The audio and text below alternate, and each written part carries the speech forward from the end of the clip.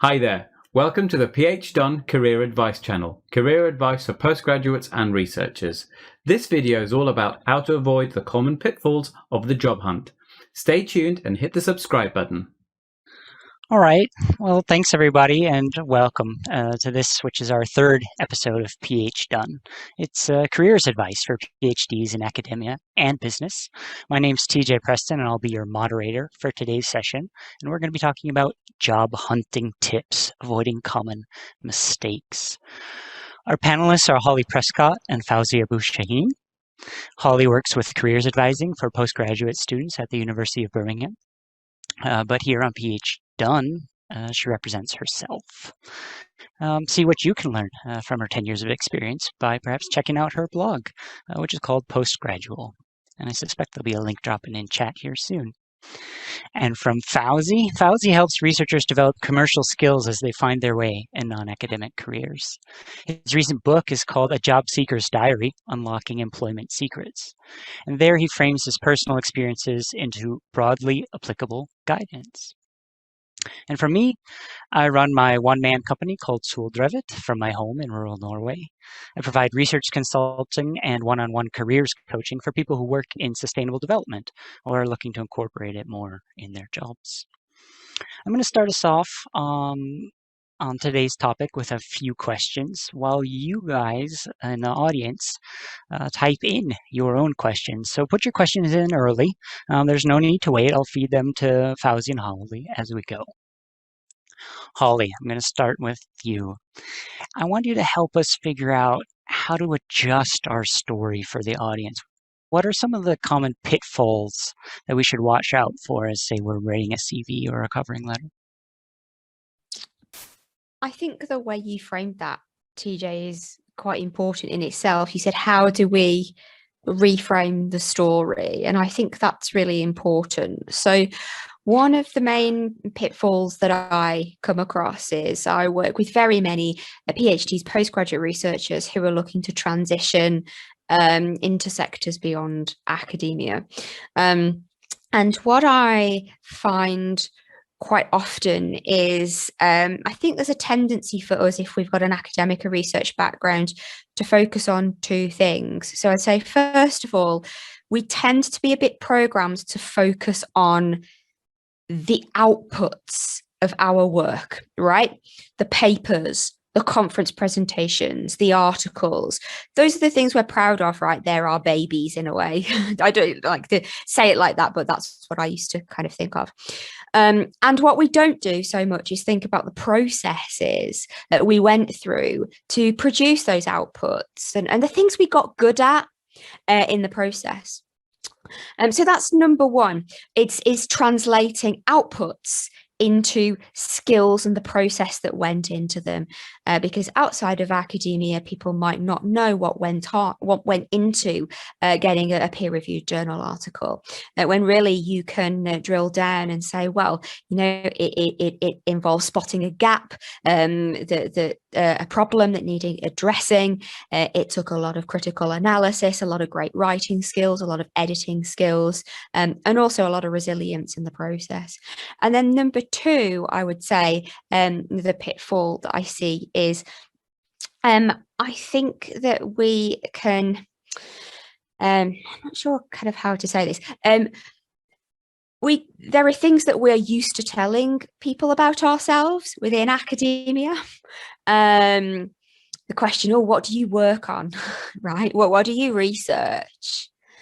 And you need to change it from that question to, how can you be the solution to an employer's problems? So it's a little shift of mindset there in what you're used to telling people about yourself and what you need to tell employers beyond academia. Those are my main two tips. I like it. I like it. Fawzi, when we tell this story, we find ourselves slipping into, especially if we've been writing too many journal articles recently, passive language. Can you tell us, maybe by example, some of those traps and what might be perceived by the reader when we use passive language? The problem was solved. I solved the problem. I think that is the like a really good example of the difference in language. I think, PhDs by training, we're told, get to the crucial piece of information, which is the problem was solved, the model was made, the answer was found, and less about the personal, because we want to be as objective as possible, which is really true for the most part.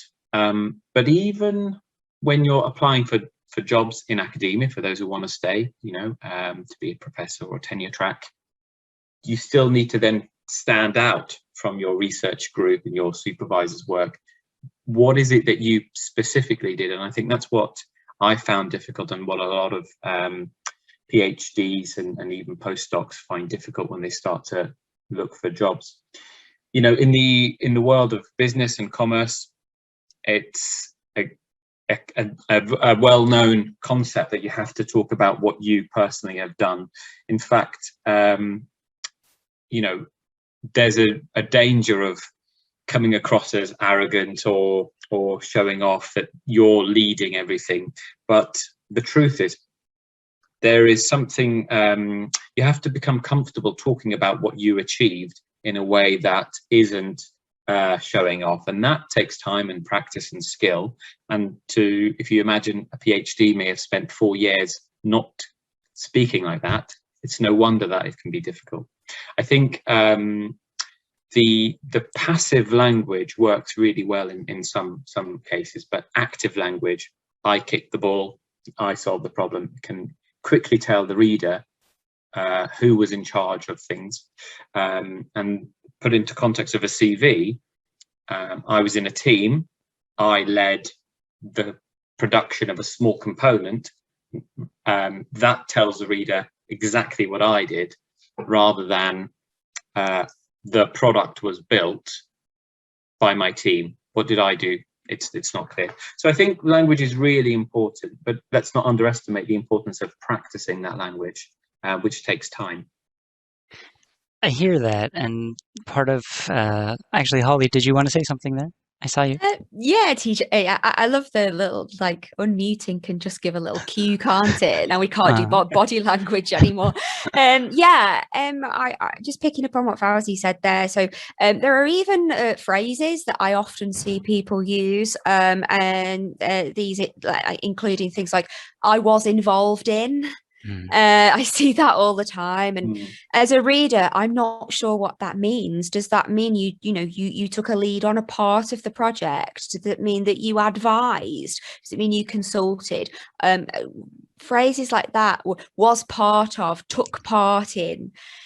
Not sure what they mean. So it's being specific and making sure that you are showing that if you had a bit of ownership over part of that team, part of that project, show that in how you express it. I think, just on the subject of that reminds me, I think I struggled wondering how I should describe that I wrote a paper or wrote a small passage in a paper. I thought somehow by writing I wrote rather than I co-wrote or contributed, that the hiring manager was going to contact my supervisor and say, is this true? They're not going to do that. Sadly, they're not interested. But echoing what Holly was saying, you could say I contributed to, or I led, and that distinguishes the level of contribution. So to fold these in, Holly mentioned transition, Fawzi's mentioned a skill, you both mentioned it's a skill. One of the things that probably most of us who are leaving, let's say a PhD or a postdoc towards something else, it's likely to be a junior position, particularly if it's in industry.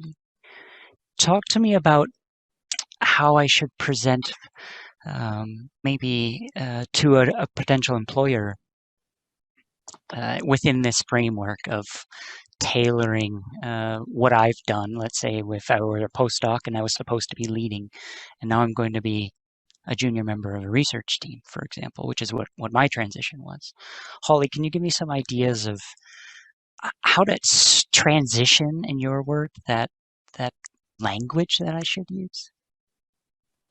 That's a really super question, because there's a lot in there about level of role as well. But I think more so than level of role, I think it's the nature, it's understanding the nature of some of the main differences between, let's say, academic research and industry research, right? So what I would say, first of all, is so whether that position you're going for in industry is a more junior position or what have you, the first shift you have to do is you've got to show that you're not you're interested in the product as well as the science, right? So, or you're interested in the service you're going to be providing, and not just the research behind it.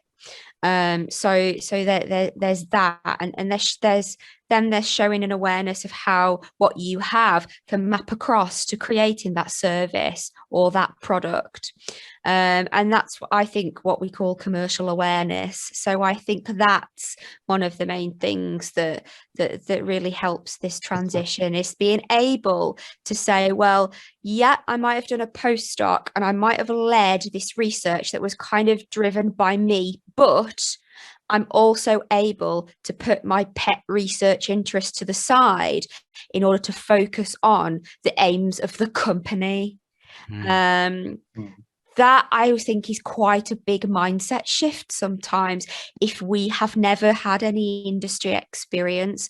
But it's just thinking about that role you're going for, like you say, TJ, whether it's junior or it's a research scientist or it's a senior scientist, if you've done a postdoc or what it is.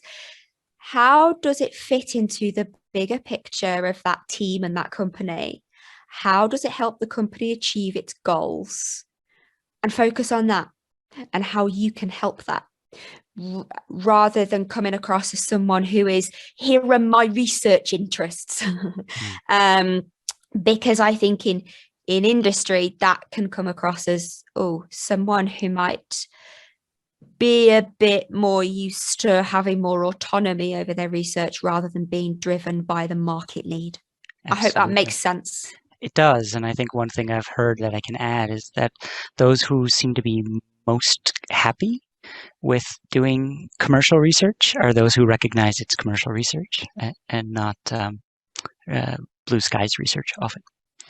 Yeah, I would add to that. I work for a government research lab in sales, but I had a lot of colleagues who was working on the delivery team, and those who were happiest were ones who had not accepted but realized that the commercial research has they prioritize research based on how, if, sorry, I was just attracted by the chat comment there, how and why research is being conducted rather than academic interest. I think one thing that I would add to that is sometimes you can do a senior position and think, well, I've gone from a senior position in academia, so naturally it makes sense that I would be a senior position in industry if I was doing research. Unfortunately, that's not the case, not for any other reason than the skills that you have in academia may be quite different to what a senior industry professional needs to have. So often you may have to start at a more junior position. This does depend on the nature of the job and the industry and what skills you have extracurricularly as well as in your work life. But I'll give two very quick examples where I experienced that. First time round, fresh out of a postdoc, I thought, in my interview, I saw someone who was senior consultant, and he'd just finished a postdoc. So I thought, great, that's what happens. Unfortunately, I didn't have the maturity to be the senior level in that company. And that's something that it took me a long time to recognize. 10 years later, I definitely get it.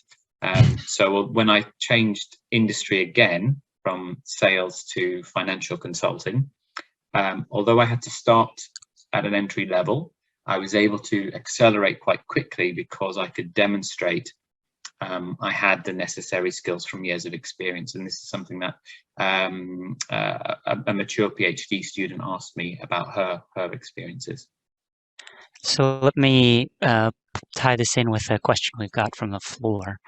I'm going to bring this back to you, Fawzi, which is, now imagine you've been in industry for a while and you're shifting again, but you want to enter academia. Um, what are some of the things you need to tailor your CV after having had that experience to now come back? That's a really good question. Thank you to whoever answered that. I have experienced people who've done this.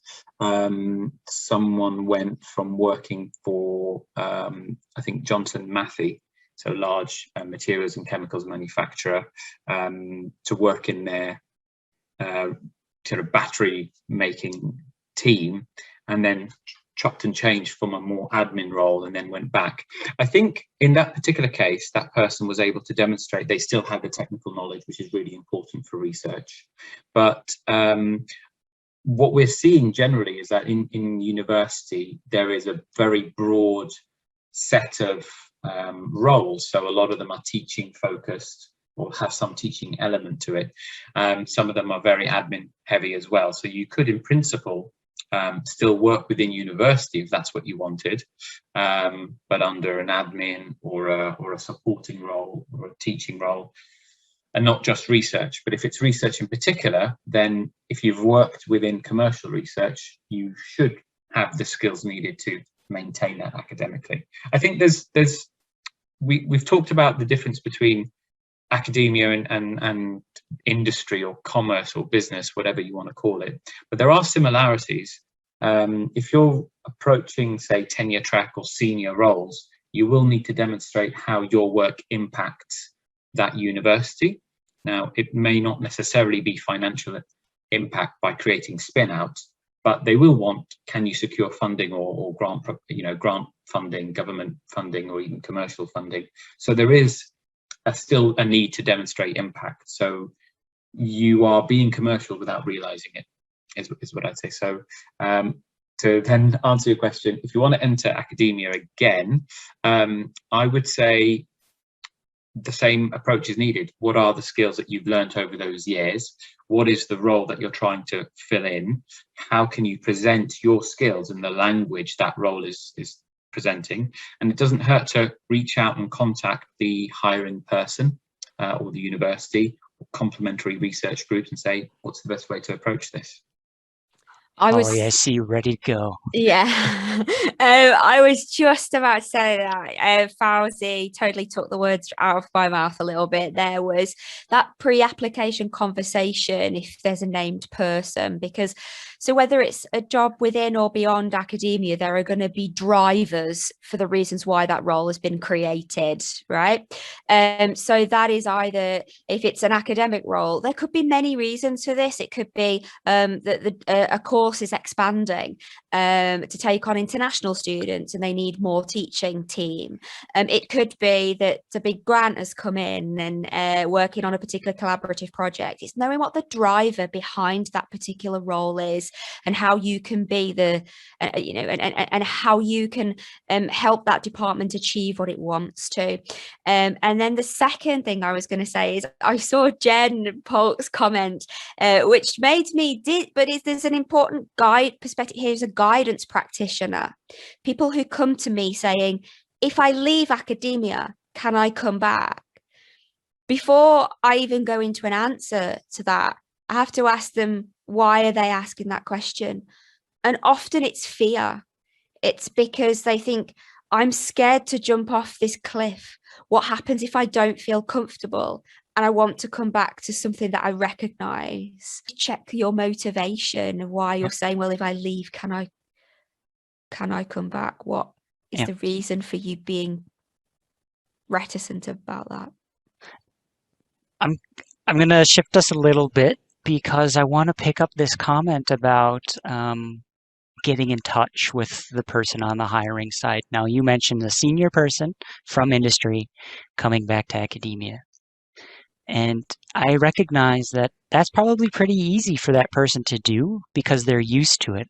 Fawzi, I want you to say to us, how, if I'm a junior person coming out of university PhD, where do I find the bravery to contact someone listed with a job announcement? And what do I ask them? Yeah, I think it can be a little difficult, whether you're junior or just perhaps not comfortable speaking to someone you don't know very well. I think mindset is key. I think at first you may think that, oh, this person doesn't want me to contact them. They get thousands of people speaking to them. Yes, recruiters will get some people speaking to them, but usually they're chasing and they're struggling to find the right candidate. So if you are standing out from the crowd, you have already demonstrated an element of proactivity, that you're capable to make decisions for yourself and you're willing to take risks almost. I think that immediately puts you in a good light, because you've made their job slightly easier.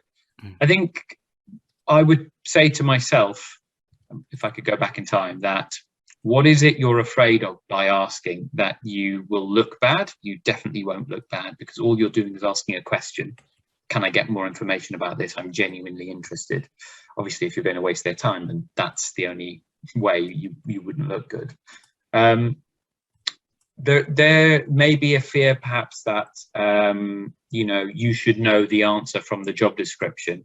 That's not true at all. If you read job descriptions, they're often poorly written, or they're copied and pasted, or the recruiter has no idea what the job really is because they don't have an expertise in that area. So honestly, if you don't ask, you might not get the answer. But if you do ask, you might get the answer. And I think, there's that phrase that's sort of well known, you miss all the shots that you don't take. Well, equally, if you don't ask, then how are you going to get that information? So I think it takes practice and a mindset shift. It's no different than asking how much is a price of bread in a shop. Of course, you can look yourself, but that's what the shop owner's job is for. Exactly. I'm going to send this question back to Holly, but first I'm going to pick off some of these side questions, which are great questions and maybe topics for another seminar, not on pitfalls. But yes, private sector companies ask for grant writing proposals all the time. Sell that skill if you want to. Sell it hard to industry. If your PhD is in area A and transition to area B, absolutely transition. Your PhD shows you know how to learn. Your skills in what you learned in area B are going to be what you sell your application on. So that would be my short advice there. Let's come back to pitfalls. Holly, people don't ask. They don't call the person whose number is right there with a job announcement. Why? Because I think it's possibly because academia feels quite hierarchical, and we can sometimes be afraid of those who are higher up. And if someone is named, then it's likely they're a senior manager. I think sometimes we can get a bit of the imposter gremlins and feel like, why do they want to talk to me? But they do, because the way to think about it, and this is so weird, really, but it's true. When you're going in the job hunt, it feels like you're the one in need because you need a job, right? But really, let's think about it. The employer's the one in need because they need someone good. They need someone dedicated. They need someone they can trust to do that position well. And there are lots of risks for them in that. They may not get the caliber of candidates they want. Their first choice may turn it down. There's quite a lot of risks in there for the employer as well. So that pre-application conversation is almost a way of like testing, a way that you can gauge whether you're right for each other and whether it's even worth you putting the application in the first place. But TJ, you said before, just earlier, how do we have that conversation? What do we ask? I think what are the main drivers behind this role being created is a great question, because then, like we said, if it's an academic position, a course is expanding and taking on more international students, and they need a bigger course team. Then in your application, you can say, well, here's my example of working with international students, which shows that I'll be able to do exactly the things you're going to be asking me to do. So I would say that would be my top question that I would ask. I like it. And we've got one more question here from the audience, which I'll frame for you guys, and then we'll draw it to a close. The question is about transferable skills and knowing if you can enjoy the first transition. I'll just say you can't know, okay? Yeah. But what I want to ask the panelists is, how can you try to address this within, let's say, a covering letter, which is, in my view, a way of telling your own story? How can you figure out what you're looking for? It's a tough question. Maybe I can try to reframe it if I didn't get it out well. Yeah, I'm not 100% sure of the question, I think. One of the ways I see a cover letter is like a soul search, maybe, or an introspection. And that's why some of us struggle with a job search, is because we don't often do this and we're trying to tell someone what we like or what we want to do for 8 hours a day. Abhishek is asking about being familiar with research and bench work and not knowing if we would enjoy the transition. Do you have any questions or comments to my thoughts or Abhishek about how to find that for yourself? Well, when I read Abhishek's question, my first instinct was there is no way to know if you're going to enjoy the first transition. It's a risk, but equally, you won't know if you're going to enjoy that postdoc. You won't know if you're going to enjoy that fellowship. You won't know if you are going to. Often you have to move to a different city or different country or different lab. You won't know if that's worthwhile. So not to scare you, the risks are still there, but I think they just appear amplified because you are comfortable and familiar with those risks in academia, but you're not as exposed to the very different, seemingly different world of business. And actually, I would say, if you didn't like a role in business, you can find another job more quickly than in academia, because if those postdocs are very rare, and often they'll be less well paid, and the impact to the community will be, so to kind of summarize that, I would say you can't know what the risks is, but what is it you're nervous about? That you won't be good enough, perhaps you don't have the technical skill, then you can build that and practice on a particular skill, trying to develop that. Even in the interview itself, you can say, I think I need to work on this. How will that affect my performance? Because if you say that and that doesn't land you the job, then you've not taken the risk of leaving academia, and you've found out very quickly how your manager would have handled you. So actually you've saved yourself a lot of time and embarrassment there, but that requires you to be comfortable to do that. Yeah. We're reaching our end, but I'll leave it up to Fawzi and Holly. There are a couple questions sitting in front of them. Do you want to keep going or close? Yeah, I love these questions. I mean, that's what we're here for. We're here to answer people's questions. Yep. I'm going to ask then Holly to say, to answer the question in chat. How should you write an interesting cover letter to transition to industry? Oof, how can you write an interesting cover letter? First of all, you need to have enough knowledge to understand what's of interest to the person reading it. That's the interest we want to appeal to here. Then this comes back to Abhishek's question about will I enjoy it? And I think, well, then the way you can get an idea about whether you will enjoy it is to really think about yourself.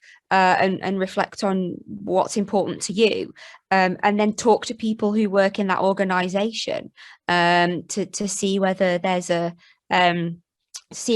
match there. And it's that act of talking to people again is so useful. So talking to people who work in that organization will give you a clue of what the culture is like. So a way to write an interesting cover letter is to tell the employer how you feel like you really fit into their working culture, and you could be that person to slot into that department or that team.